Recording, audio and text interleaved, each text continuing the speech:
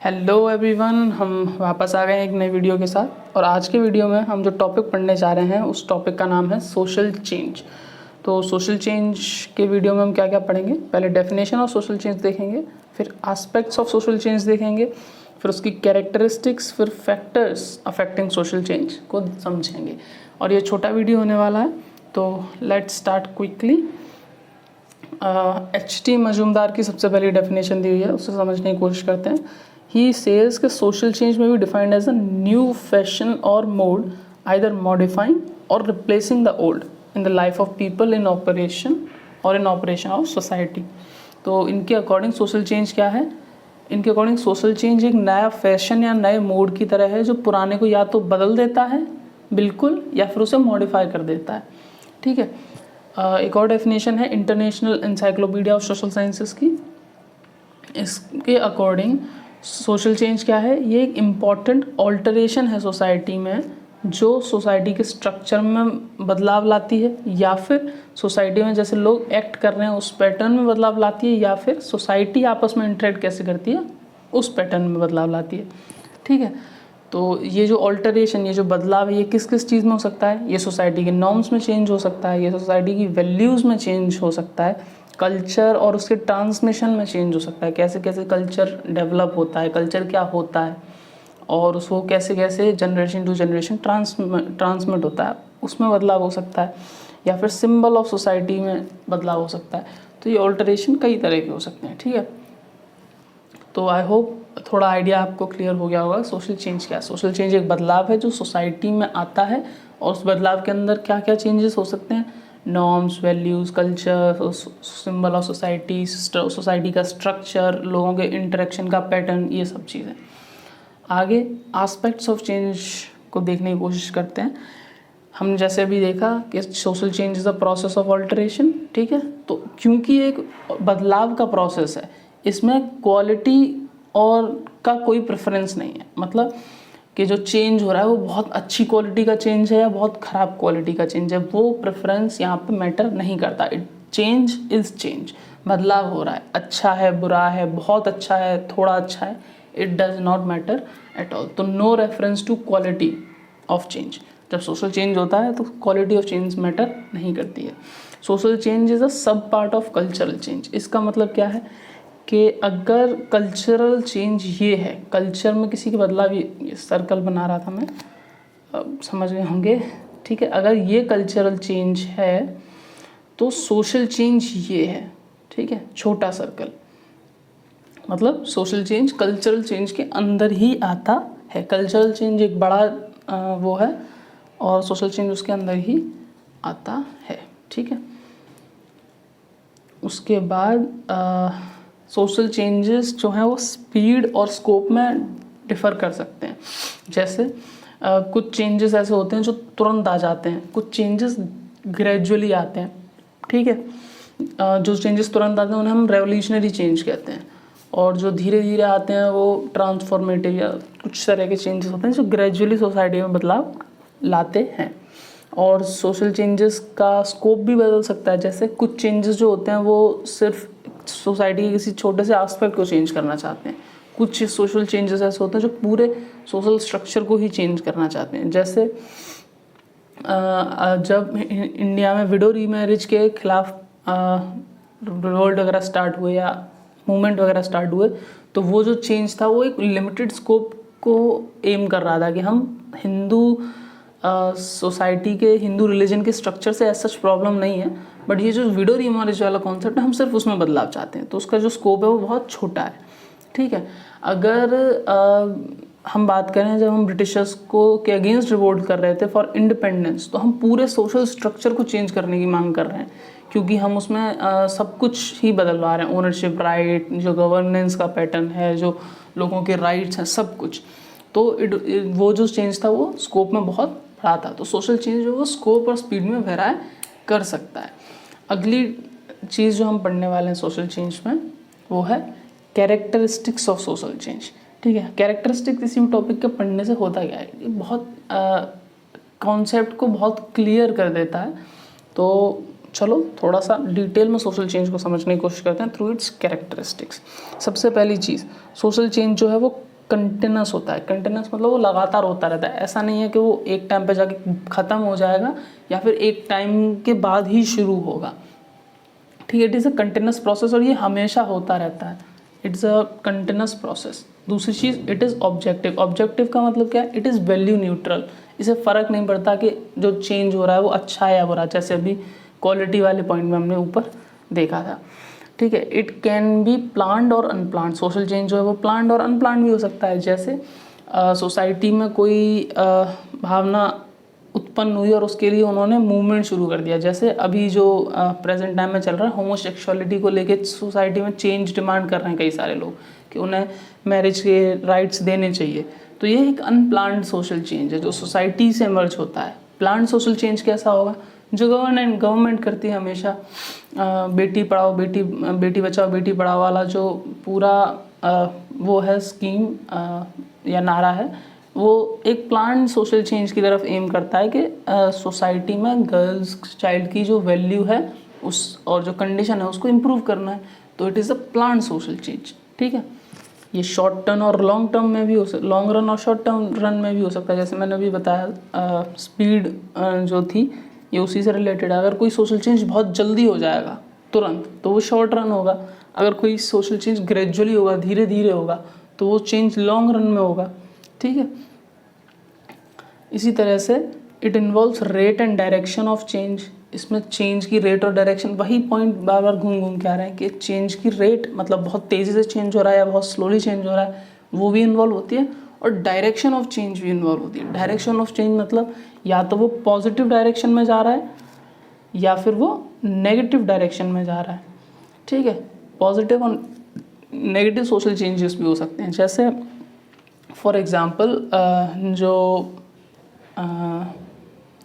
अभी यूएस में हो रहा है, फॉर एग्ज़ाम्पल वहाँ पे जो LGBTQ+II जो भी वो कॉन्सेप्ट है उसके उसको सपोर्ट करने के लिए वो लोग मूवमेंट्स वगैरह कर रहे हैं। तो वो जो चेंज डिमांड कर रहे हैं वो कुछ एस्पेक्ट्स में पॉजिटिव है। जैसे गे लोगों को जो है राइट मिल जाएंगे, लेस्बियंस को राइट मिल जाएंगे, तुम्हारे ट्रांसजेंडर्स को राइट मिल जाएंगे। बट जो एक एस्पेक्ट उसका ये भी है कि वो कई सारे बेसलेस जेंडर्स को भी राइट दिलाने की कोशिश कर रहा है, which is negative in itself. तो सोशल चेंज की डायरेक्शन भी होती है, कई बार वो पॉजिटिव भी होता है, कई बार वो नेगेटिव भी होता है। इसका एक और एग्जांपल अगर समझना चाहो तो कई बार सोशल चेंज कंजर्वेटिज्म की तरफ चला जाता है। सोसाइटी में कोई चेंज हो रहा है लेकिन वो चेंज ऐसा हो रहा है जिससे सोसाइटी कंजर्वेटिव बनती जा रही है। और कई बार जो सोसाइटी में चेंजेस होते हैं वो उसको मॉडर्नाइज करने की कोशिश करते हैं, वो उसे आगे बढ़ाने की कोशिश करते हैं प्रोग्रेस की तरफ। तो ये भी एक एस्पेक्ट है डायरेक्शन ऑफ चेंज का।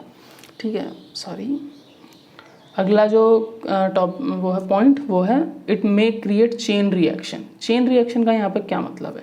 कई बार सोशल चेंज होता है तो उससे चेन रिएक्शन बन जाते हैं। जैसे कोई चेंज हुआ और उसके काउंटर में वो चेंज, एक सोसाइटी में चेंज आया जिसकी वजह से कुछ लोगों को अच्छा लगा, कुछ लोगों को बुरा लगा, और जिन लोगों को जो भी फीलिंग आई उसके बेसिस पे उन्होंने मूवमेंट शुरू कर दिया, मान लीजिए। और फिर वो जो मूवमेंट किया उससे जो चेंज आया, एक सोशल मूवमेंट होता है तो सोशल मूवमेंट के थ्रू एक सोशल चेंज आता है। अब वो जो सोशल चेंज आया उसके थ्रू फिर से सोशल मूवमेंट अराइज होते हैं, वो सोशल मूवमेंट फिर कुछ चेंज लेके आते हैं, और वो सोशल चेंज की वजह से फिर कुछ सोशल मूवमेंट अराइज होते हैं, वो फिर कुछ चेंज लेके आ रहे हैं। तो ये एक चेन रिएक्शन है।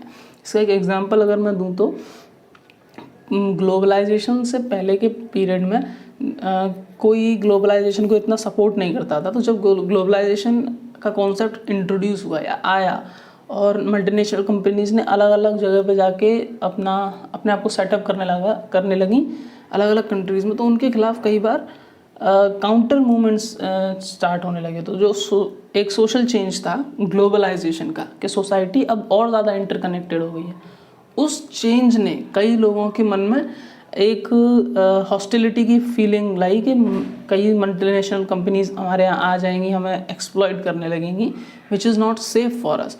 तो उन्होंने उसके काउंटर में, उसके अपोजिशन में एक मूवमेंट शुरू किया, एंटी ग्लोबलाइजेशन मूवमेंट। ठीक है, तो दिस इज़ एग्जाम्पल कि सोशल चेंज जो है वो एक चेन रिएक्शन की तरह काम कर सकता है। I hope characteristics of social change समझ में आ गई होंगी। अब अगला जो चीज़ है वो समझने की कोशिश करते हैं कि फैक्टर्स अफेक्टिंग सोशल चेंज, ऐसे कौन से फैक्टर हैं जिनकी वजह से सोशल चेंज पे अफेक्ट पड़ता है। सबसे पहले तो सराउंडिंग इन्वायरमेंट। सराउंडिंग इन्वायरमेंट में क्या क्या आता है? ज्योग्राफी आती है, तुम्हारी पॉपुलेशन आती है, तुम्हारी इकोलॉजी आती है। ज्योग्राफी कैसे? अगर कोई पर्टिकुलर एरिया आइसोलेटेड है, उसको एक तरफ से समंदर ने घेरा हुआ है, एक तरफ से पहाड़ों ने, तो उस जगह पे इंटरकनेक्टेडनेस ही नहीं है आउटसाइड वर्ल्ड की तरह, तो वहाँ पे जो भी चेंजेस होंगे वो बाहर जा ही नहीं पाएंगे दूसरी जगह पे। I am sorry for the background noise, construction चल रहा है बगल में ही। तो जो ज्योग्राफी है उसकी वजह से भी सोशल चेंज पे इफेक्ट पड़ता है। कई बार जो चेंजेस हो रहे होते हैं वो आइसोलेटेड जगहों से बाहर ही नहीं जा पाते, क्योंकि उस जगह की ज्योग्राफी अलाउड नहीं करती। और कई बार ऐसा होता है, एक ऐसी जगह जो बहुत ज़्यादा इंटरकनेक्टेड है, वहाँ पे जो चेंजेस आते हैं वो पूरी दुनिया में फैल जाते हैं। क्यों? क्योंकि वहाँ पे इंटरकनेक्टेडनेस बहुत ईजीली पॉसिबल है वहाँ की ज्योग्राफी की वजह से। जैसे वहाँ सी रूट भी है, वहाँ पे रोड से भी रूट है, और वहाँ से आप एयरवेज से भी ट्रैवल कर सकते हो फॉर एग्जांपल। तो वहाँ का जो सोशल चेंज है वो बहुत जल्दी फैल जाएगा। और ग्लोबलाइजेशन के एरा में ये सबसे ज़्यादा होता है। ठीक है, पॉपुलेशन की वजह से भी सोशल चेंज पे इफेक्ट पड़ता है।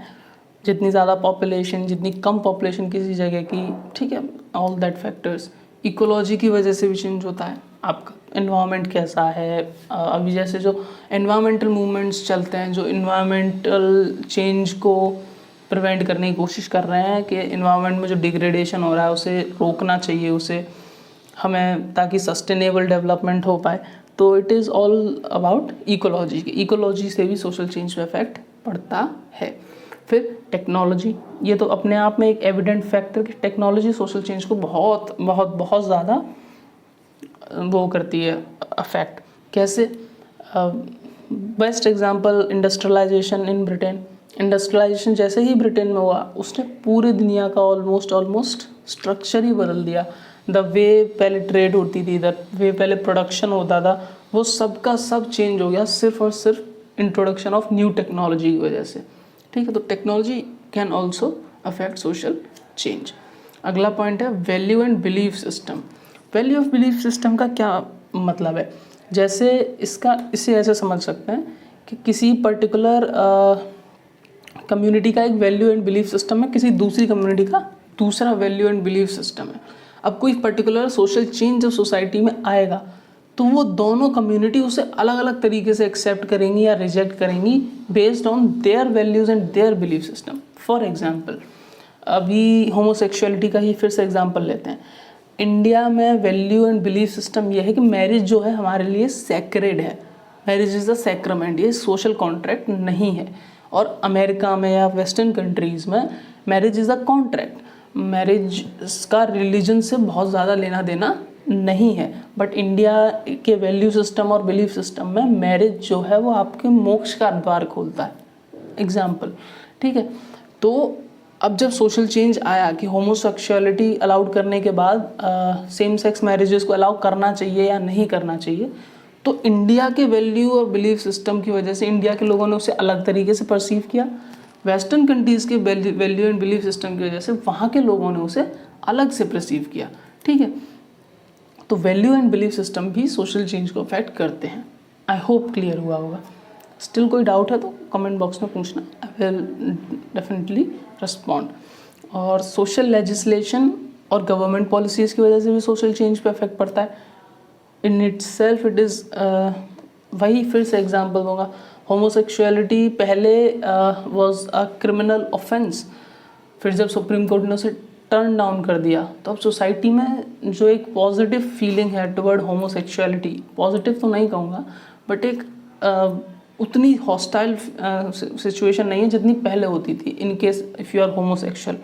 तो अब लोग आपकी तरफ उतने हॉस्टाइल नहीं हैं क्योंकि सुप्रीम कोर्ट ने उसे अलाउ कर दिया है। तो गवर्नमेंट पॉलिसीज़ या सोशल लेजिस्लेशन जो है वो भी सोशल चेंज को काफ़ी इफेक्ट करती हैं। उसके बाद last but most important topic point is education.